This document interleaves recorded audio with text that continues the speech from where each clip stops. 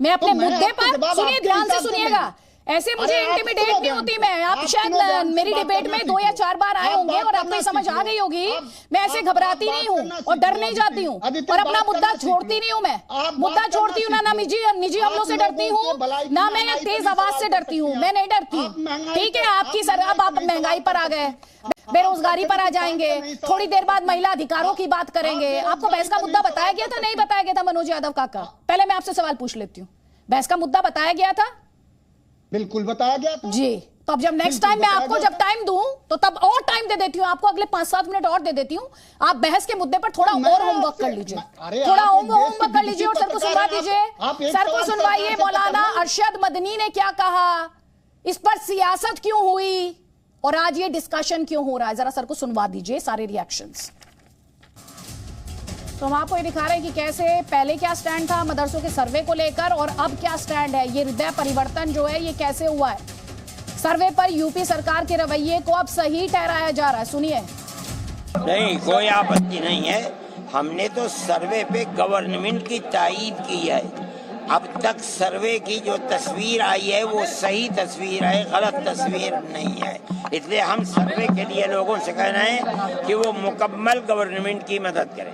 नहीं, हम ये देखेंगे कि बात क्या है। अगर वो मदरसे की जमीन पर नहीं था, गवर्नमेंट की जमीन के ऊपर था, गवर्नमेंट को हक है। अगर पंचायत की जमीन के ऊपर था, गवर्नमेंट को हक है।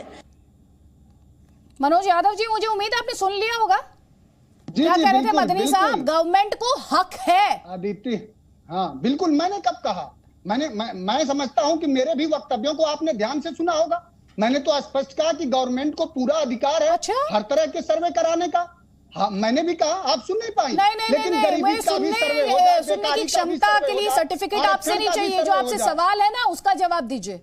जो आपसे सवाल है, सियासत कोई तकलीफ हो रही थी, सियासत ही भ्रमित करने का काम कर रही थी। संस्थानिक मजबूरी होगी, आप नहीं सुन पाएंगी। आप सुनिए ध्यान से, ये निजी हमले कहीं और जाकर कीजिएगा, निजी हमले कहीं और जाकर कीजिएगा। मुझे लगा था वैचारिक तौर पर, तार्किक तौर पर बात करने में आप सक्षम होंगे, ये जाकर किसी और चैनल पर कीजिएगा। मुझे अपना मुद्दा भी पता होता है, अपना सवाल भी, और अपना सवाल मैं भूलती नहीं हूँ। ठीक है, आपकी मजबूरियां होंगी, आपकी सियासी मजबूरियां होंगी, मेरी इंटीग्रिटी पर सवाल मत उठा दीजिएगा मनोज यादव। ध्यान रखिए, ध्यान से, मेरी इंटीग्रिटी पर सवाल उठाने की जरूरत नहीं है। हटाइए इनको और इनसे पूछ लीजिए इन्हें तार्किक तौर पर बात करनी है तो इस मंच पर आए। इनके निजी हमलों के लिए वक्त नहीं है यहाँ पर, इनको क्लियर होना चाहिए। ये संगीत रागी, ये वो सियासत है जो इतने वक्त तक सर्वे पर रोटी सेकती रही, सर्वे का डर दिखाती रही। आज ये कह रही है नहीं, हमें भी लगता है कि सरकार का तो हक है, तो फिर इतने दिन सियासत क्यों हो रही थी? देखिए, सियासत इसलिए हो रही थी, उनको लगता था कि मुस्लिम वोटों की हम गोलबंदी करेंगे, मुसलमानों को हम पोलराइज कर सकेंगे। अभी समाजवादी पार्टी के प्रवक्ता ने कुछ भी नहीं बोला, लेकिन समाजवादी पार्टी के ही एक सांसद हैं हसन साहब, जिन्होंने ये सवाल उठाया था खुल करके। उन्होंने नेशनल टेलीविजन पर कहा था कि जो सर्वे हो रहा है वो गलत हो रहा है, मुसलमानों को पीड़ित करने के लिए हो रहा है। यहाँ अखिलेश प्रसाद यादव जी का मुझे याद है, अखिलेश प्रसाद यादव जी का भी उस समय जो उन्होंने टिप्पणी की थी वो सर्वे के खिलाफ टिप्पणी की थी। उन्होंने कहा था ये मुसलमानों को तंग करने के लिए किया जा रहा था। इन्हीं के एक व्यक्ति थे जो बार बार आकर के टेलीविजन पे इनके प्रवक्ता कहते थे भाई सर्वे कराना है, सब जगह सर्वे कराओ। सवाल ये है कि 2 चीजें हैं कि या तो आपने पहले गलत बोला या आज आप गलत बोल रहे हैं। आपने उसी समय ये निष्कर्ष निकाल लिया था कि मुसलमानों को तंग करने के लिए कौन सी ऐसी चीज थी जिसके आधार पर 8-9 उसमें सर्वे के मुख्य बिंदु थे, और उन 8-9 सर्वे के बिंदु में एक भी ऐसा पॉइंट नहीं था जो कोई भी कह सकता, एक अंधा व्यक्ति भी नहीं कह सकता था कि वो मुसलमानों के हितों के खिलाफ जाने वाली बात हो। एक बात और उत्तर प्रदेश की सरकार ने कहा था कि जो हम मदरसे का सर्वे करा रहे हैं वो मदरसे हैं जो अनरजिस्टर्ड हैं।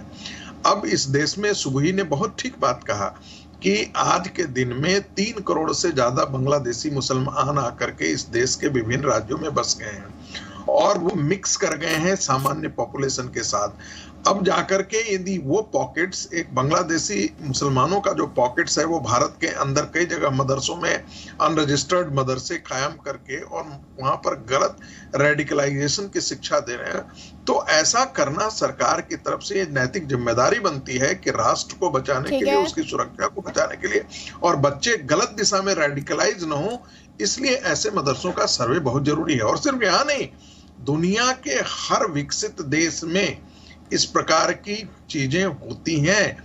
मैं ब्रिटेन का उदाहरण दे सकता हूं, जहां पर जो मौलवी पढ़ाते हैं उनका पुलिस वेरिफिकेशन विधिवत होता है, उनके मॉनिटरिंग होती है कि वो क्या पढ़ा रहे हैं, क्या नहीं पढ़ा रहे हैं।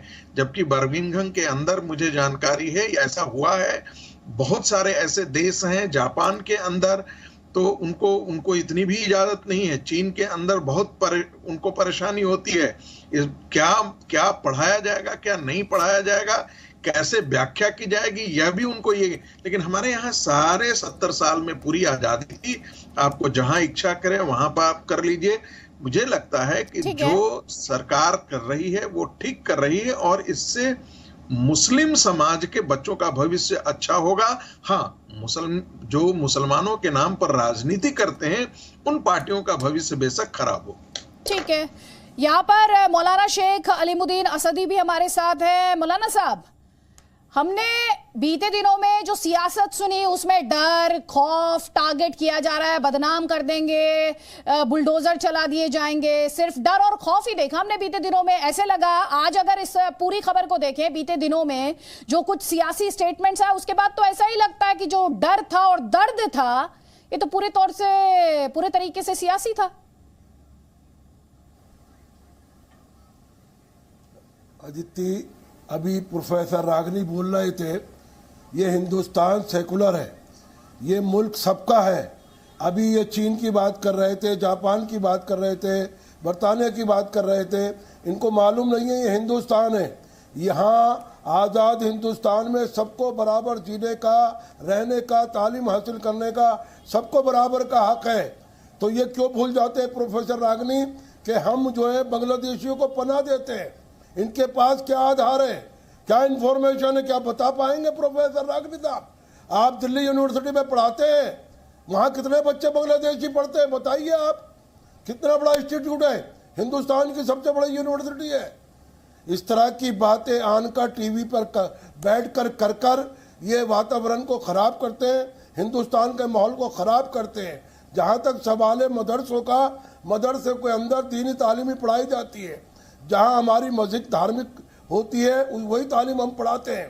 इस पर हुकूमत को या किसी व्यक्ति को एतराज नहीं होना चाहिए। हिंदुस्तान में कितने गुरुकुल है, कितने स्कूल है, आप वहाँ जाइए ना। अब जो प्राइवेट इंस्टीट्यूट चल रहे हैं, करोड़ों अरबों रुपए की जमीन है उनके पास गवर्नमेंट की, आप उस पर बात क्यों नहीं करते? अगर आपको मदरसों पे बात करते हैं मॉडर्नाइज की। मौलाना साहब सुनिए, मैं एक सेकंड और बोलने दीजिए। ये मौलाना मदनी जो कह रहे हैं उस पर भरोसा किया जाए या ना किया जाए? देखिए, अभी कुछ परिवर्तन हुकूमत ने भी किया है अपने आर्डर में। जिस तरह का सर्वे शुरू हुआ है उसको देखा जा रहा है। अगर मौलाना अरशद मदनी कह रहे हैं तो कुछ सोच समझ के बात कर रहे हैं, वो उनकी बात में दम है, असर है, हिंदुस्तान सुनता तो वो है क्या कह रहे हैं? लेकिन पूरी बात दिखानी मौलाना साहब वो क्या कह रहे हैं? मौलाना अरशद वो ये कह रहे हैं कि सरकार का हक है, वो यही तो कह रहे हैं कि सरकार को हक है। हमने कब इनकार किया? वो तो ये भी कह रहे हैं अवैध हो तो बुलडोजर चला दीजिए। एक बार सुनिए, सरकार का हक नहीं है। एक बार फिर से सुनाइए जरा क्या कहा उन्होंने, सुनाइए एक बार फिर से, ध्यान से सुनाइए। नहीं, मैंने सुन लिया। नहीं, मैं चाहती हूँ दर्शक भी एक बार फिर से सुन ले ताकि उन्हें विरोध भी समझ में आए, उन्हें विरोध भी समझ में आए और ये भी समझ में आए कि कैसे जब मदरसों की बात की जा रही है तो एक सुर दिखाई नहीं दे रहा। सुनवाइए जरा। नहीं, कोई आपत्ति नहीं है।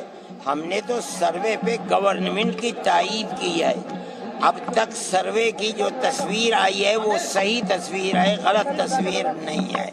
इसलिए हम सर्वे के लिए लोगों से कह रहे हैं कि वो मुकम्मल गवर्नमेंट की मदद करें। नहीं, हम ये देखेंगे कि बात क्या है। अगर वो मदरसे की जमीन पर नहीं था, गवर्नमेंट की जमीन के ऊपर था, गवर्नमेंट को हक है। अगर पंचायत की जमीन के ऊपर था, गवर्नमेंट को हक है।